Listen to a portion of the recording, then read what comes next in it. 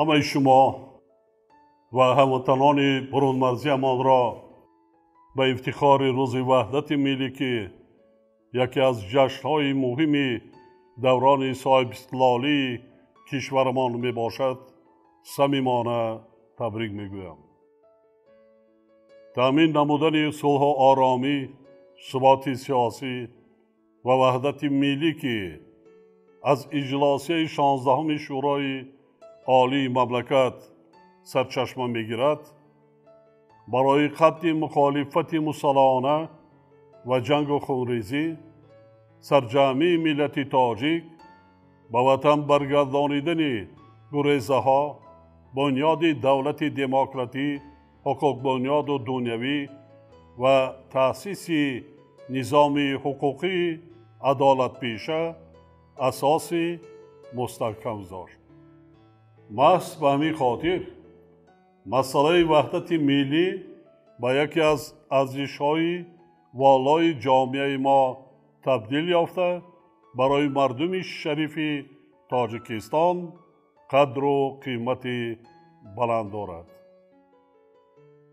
امروز ما با افتخار ابراز می‌داریم که هر یک شهروند با ننگ و ناموس این مملکت برای مستحکم گردیدن صلح و آرامی، ثبات سیاسی، حفظ آسودگی کشور، تقویت پایه‌های دولتداری ملی، رشد و ترقیات دولت و آبادی وطن عزیزمان تلاش می‌نماید. جنگ تحمیلی شهروندی که با گناه عظیم رهبران حزب ملتکش یعنی سابق حزب تروریستی و اکستریمیستی نهضت و خواجگان خارجی آنها یعنی خائنان و دشمنان ملت تاجیک و دولت تازه استقلال تاجیکان رخ داد، باعث به هلاکت رسیدن بیش از 150,000 نفر شهروندان تاجیکستان گردید. مقصد اساسی آنها در تاجیکستان بنیاد نمودن دولت اسلامی و زوراً به سر مردم ما تحمیل کردن فرهنگ بیگانه بود. این دسته خائنان ملت حتی بعد امضای سازشنامه صلح نیز که 27 ایون سال 1997 صورت گرفت، در دوام چندین سال با کردارهای ناپاک و دشمنانه خود ترکانیدن انشاءات و بناها، قتل و کشتار و ترور ادامه داده، حتی یک چند مراتبه به تبادلات حربی و دولتی دست زدند. از این لحاظ خیانت صادر کرده رهبران این حزب تروریستی را مردم تاجیکستان و تاریخ خلق تاجیک هیچگاه فراموش نمی کنند. در این روند مردم ما خصوصاً نورسان و جوانان باید همیشه در یاد داشته باشند که وحدت ملی تاجیکان سهل و آسان به دست نآمده است. صلح و آرامی، ثبات سیاسی و وحدت و همدیگر فهمی به مردم تاجیکستان در نتیجه سعی و تلاش شبانه روزی فرزندان آگاه و بیداردین ملت، مذاکرات بسیار مشکل و طولانی و همزمان با این بر عوض جان هزاران نفر جوانمردان صادق و وطن دوست میسر گردیده است. در رابطه با این میخواهم یک نکته مهم را بار دیگر خاطر نشان نمایم. ما با حزب تروریستی و اکستریمیستی نهضت یگان سازشنامه امضا نکرده ایم.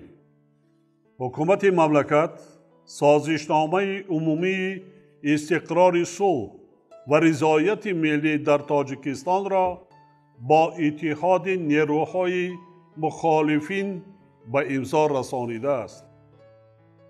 یعنی در دوره‌ای که برای مردم کوهنبنیاد تاجیک واقعاً تقدیرساز بود، به خاطر پیشگیری نمودن فاجعه دهشتناک از خریطه سیاسی جهان نیست شدن دولت جوان تاجیکان و پراکنده گردیدن ملت تاجیک، برابریت دولت و حکومت مملکت ضرور بود که سعی و کوشش بی سابقه و خرج داده نجات دولت و ملت را به هر قیمتی که باشد تأمین نمایند. ما با درک عمیق مسئولیت در نزد ساکنان مملکت و آینده کشور تمام چاره‌های امکان پذیر را عملی گردانیدیم که به جنگ و خونریزی خاتمه بخشیده آرامی و ثبات سیاسی را همچون تقاضای حیاتی و امید و آرزوی یگانه خرد و بزرگ تاجیکستان در آن ایام خطرزا و فاجعه بار برقرار نماییم. در قدم اول ما فعالیت ساختار و مقامات عملاً فلج شده دولتی را برقرار کردیم و در این روند بیش از 1,000,000 نفر هموطنانمان را که به کشورهای دور و نزدیک عالم گریزه شده بودند به وطن برگردانیدیم. بعداً اصلاحات اقتصادی را راه اندازی نموده پارلمانت کسبی را تأسیس دادیم و همزمان با این اصلاحات و دگرگونی‌های بنیادی اقتصادی و اجتماعی را آغاز کردیم. در نتیجه قبول و عملی نمودن تدبیرهای ضروری ما توانستیم که با کمک و دستگیری صمیمانه مردم شریف تاجیک جامعه و دولت را از بحران وزنین سیاسی و اقتصادی و اجتماعی و معنوی رهایی بخشیده مسیر انکشاف منبعد تاجیکستان را معین نماییم. بنابراین امروز بار دیگر با افتخار ابراز می نمایم که تأمین صلح و آرامی، ثبات سیاسی و وحدت ملی خدمت بزرگ و تاریخی خلق تاجیک است و قهرمان صلح و وحدت ملی نیز تنها خلق تاجیکستان می باشد. حالا تاجیکستان عزیز ما در فضای صلح و ثبات و وحدت ملی و سوی فردای باز هم آباد و آسوده قدم‌های استوار بگذارد. نقشه و برنامه‌های قبول کرده ما دایر به رشد ملی که امروز و فردای ملت و دولت را به هم پیوند می‌دهند با زحمت اهلانه و سازنده مردم تاجیکستان پیگیرانه عملی شده ایستادند. قابل ذکر خاص است که ساکنان کشور خصوصاً به خاطر استقبال ارزنده جشن مقدس و بزرگ ملی امان 30 سالگی استقلال دولتی صادقانه و صافدلانه زحمت میکشند. یعنی در روند آبادانی وطن محبوبمان امروز سهمی وطن دوستانه خرد و بزرگ مملکت، صاحبکاران و تاجران، شخصان سخاوت پیشه و هموطنان برون مرزی تا رفت بیشتر بگردد. با استفاده از فرصت به همه آنها برای زحمت صافدلانه و صادقانه شان منتداری صمیمی بیان می نمایم. می خواهم نقش بسیار ارزشمند جوانان وطن دوست تاجیکستان را در حمایه دستاوردهای استقلال، پیشرفت تمام ساحه‌های حیات جامعه و آبادانی سرزمین اجدادی مخصوص تاکید نمایم. ما افتخار میکنیم که تاجیکستان یکی از کشورهای اهالیش جوانترین دنیا به حساب رفته. سن میانه در آن 24 سال را تشکیل می‌دهد و سهم جوانان همچون نیروی سازنده در پیشرفت و آبادی مملکت نهایت ارزشمند میباشد. به خاطر تربیت کادرهای زمان نو از بین نورسان و جوانان ما رشد علم و معارف بخصوص علمهای طبیعی و ریاضی را از جمله مسئله‌های افضلیتناک اعلان کردیم.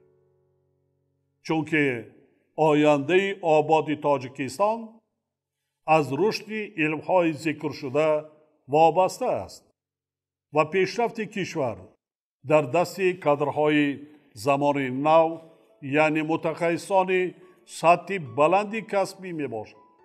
همچنین خاطر نشان می نمایم که حفظ استقلال و آزادی وطن، گسترش پیوسته خودآگاهی و خودشناسی ملی، وطن دوستی و وطن پرستی، ارزگذاری به مقدسات و رمزهای دولتی، تاریخ، زبان و فرهنگ ملی، تبلیغ اهمیت صلح و آرامی، ثبات سیاسی، سرجامی ملت، وحدت ملی، احترام و رعایت کنستیتوسیا و قانونها یعنی تأمین ولایت قانون باید وظیفه مقدسی هر یک شهروند با ننگ و ناموس باشد. در عین زمان این کار مهم یکی از سمت‌های مهمترین فعالیت همه شاخه‌های حاکمیت، ساختار و مقامات دولتی، شاخه‌های علم و معارف و مؤسسه‌های تعلیمی، پدر و مادران، اهل ضیا، فعالان و جامعه شهروندی به حساب می‌رود. هر یکی ما باید یک نکته بسیار مهم را دائم در خاطر داشته باشیم که شرط مهمترین خوشبختی انسان زندگی در وطن آرام و آسوده و آباد و زیبا می باشد.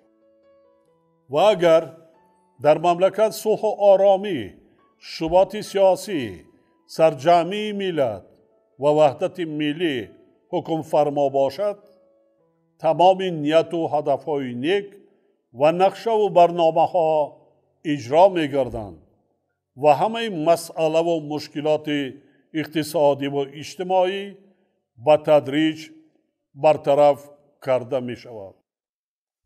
تنها در همین صورت ما می توانیم بنیاد دولت دموکراتی، حقوق بنیاد و دنیوی را که با اراده مردم تاجیکستان همچون هدف عالی خود قرار داده ایم استوارانه ادامه دهیم و برای ساکنان مملکت شرایط مساعد و ارزنده زندگی را مهیا نماییم.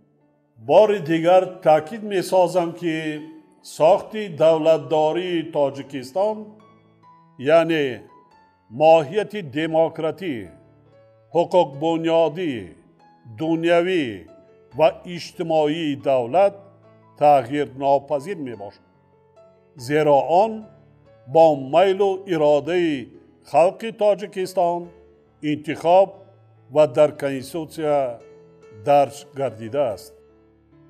مردم ما از جمله نورسان و جوانان که نسل آینده ساز کشور می باشند همیشه در یاد داشته باشند که بعض خائنان ملت و دولت تاجیکان و خواجگان خارجی آنها هنوز از نیت‌های دشمنانه‌شان دست نکشیدند. تروریسم و اکستریمیسم، رادیکالیسم دینی و خرافات پرستی خطرهای اساسی برای امروز و آینده منطقه از جمله تاجیکستان ما می باشد. طوری که بارها گفتم خرافات جهالت است جهالت که نشانه سطح پستی سواد و معرفت می باشد همیشه بدبختی می آورد و در راه پیشرفت و ترقیات دولت بهتر شدن شرایط و سطح زندگی مردم مانع جدی ایجاد می کند. بنابراین ما باید دائم هوشیار باشیم، زیرکی سیاسی را از دست ندهیم، در غفلت نمانیم و برای حمایه مقدسترین و بزرگترین نعمت هستی و زندگیمان یعنی استقلال و آزادی کشورمان آماده باشیم. هموطنان ارجمند ما خوب مشاهده میکنند که وقتهای آخر اوضاع جامعه جهانی با سرعت تغییر یافته، روند جهانی شوی و مشکلات و مسئله های حیاتی بشریت بیش از پیش پیچیده و مرکب گردیده ایستادند. در برابر بحران جهانی اقتصادی و مالیوی و تهدید و خطرهای معاصر امنیتی بخصوص تروریسم، اکستریمیسم دینی و دیگر جنایت‌های متشکل فرامیلی که به خطری بسیار منطقه و کشورهای عالم را سخت خللدار می‌سازند، امروز مشکلات اکولوژی یعنی تغییریابی یا گرمشوی اقلیم و عاقبت‌های وزنین آن از جمله خشکسالی، بی‌آبی، آبخیزی، اینچنین پهن‌شوی بیماری‌های سرایتی از قبیل پاندمی کووید 19 حیات میلیاردها نفر ساکنان سیاره را تحت خطر جدی قرار دادند. در چنین شرایط طبیعی است که اهمیت و نقش خودشناسی ملی، حس بلند وطن دوستی و وطن پرستی، وحدت و همدیگر فهمی اهل جامعه و منفعت‌های دولت و ملت بیش از هر وقت دیگر می افزاید. باور دارم که خرد و بزرگ کشور می‌بایستی است تحت پرچم استقلال و آزادی تمام کوشش و تلاش خود را به خاطر پیشرفت دولت، آبادی وطن و آسایش هر یک فرد مملکت سفربر می‌سازند.